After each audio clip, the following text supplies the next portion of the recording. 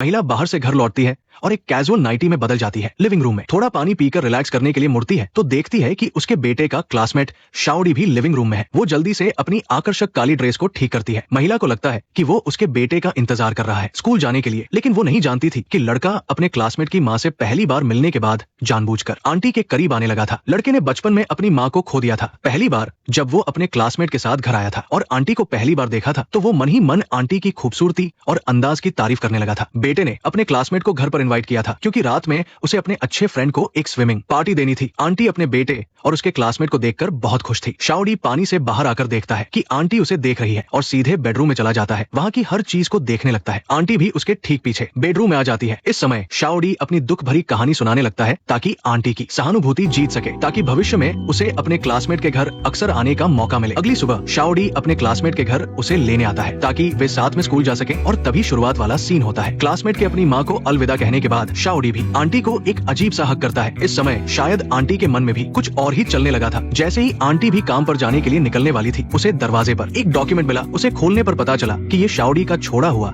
एक लेटर था जिसमें उसने बताया था कि वो आंटी से प्यार करने लगा है। ये पढ़कर वो हैरान रह जाती है। उधर शाओडी और उसका क्लासमेट स्कूल में नोटिस बोर्ड देख रहे हैं। तभी एक लड़की दरवाजा खोलकर बाहर निकलती है। शाओडी उससे पूछता है कि क्या आज रात का कोई स्पेशल प्लान है। लड़की जवाब देती है कि वह उनके बुलावे का इंतजार कर रही है। ये सुनकर उसका क्लासमेट हैरान और खुश हो जाता है। जल्द ही रात हो जाती है। शाओडी और वो लड़की समय पर आंटी के घर पहुंच जाते हैं। आंटी अपने बेटे और उसकी दोस्त का स्वागत करती है और उन्हें डेट पर जाने के लिए अपनी कार भी देती है जिसमें पहले से ही फ्यूल भरा हुआ है ताकि वे आज की रात को अच्छे से एंजॉय कर सके। और अब यहाँ सिर्फ शाओडी और आंटी ही बचे हैं। आंटी एक गिलास रेड वाइन डालती है और दोनों एक दूसरे को अपने दिल के कुछ राज बताते हैं। शायद आंटी ने भी बहुत समय से किसी हमराह से बात नहीं की थी। अब शाओडी के साथ ये बातें करके उसे बहुत सुकून मिल रहा था। खुश होकर वो कहती है कि उसे नहाना होगा और जल्दी आराम करने की तैयारी करनी होगी क्योंकि कल सुबह जल्दी उठकर काम पर भी जाना है। शाओडी बहुत पहले ही चला गया था। ये उसे ये सोचने पर भी मजबूर कर रहा था कि वो भविष्य में अपने बेटे का सामना कैसे करेगी, लेकिन ये ख्याल रात होते ही दिमाग से निकल गया। दोनों के बीच की पुरानी चिंगारी फिर से भड़क उठी जिसने समझदारी को ढक लिया। लेकिन आज रात उनकी डेट को किसी ने रिकॉर्ड कर लिया। शायद आज रात की मुलाकात उनकी आखिरी मुलाकात होगी। आंटी सुबह जल्दी उठती है क्योंकि उसकी सबसे अच्छी फ्रेंड आने वाली थी, इसलिए वो शाओडी को जल्दी जाने के लिए कहती है। तभी डोरबेल बजती है। उसकी फ्रेंड बिना पूछे ही अपना रोजमर्रा का सामान लेकर आ गई थी। वो आंटी के यहाँ कुछ दिन रहने की तैयारी में थी, लेकिन ये महिला को मना करने का कोई मौका नहीं देता। कल रात शाओडी के साथ किस करने का वीडियो इंटरनेट पर वायरल होने लगा था। इससे आंटी और आंटी की कंपनी को बहुत बड़ा नेगेटिव असर झेलना पड़ा। शाओडी आंटी को मिलने के लिए बुलाता है ताकि वे मौजूदा हालात से निपटने के बारे में बात कर सके, लेकिन वो सबसे पहले जो देखती है वो 15 साल पुराना एक वीडियो है। हालांकि ये शाओडी के पिता का है। जब वो छोटी थी तब वे साथ थे। उसके पिता भी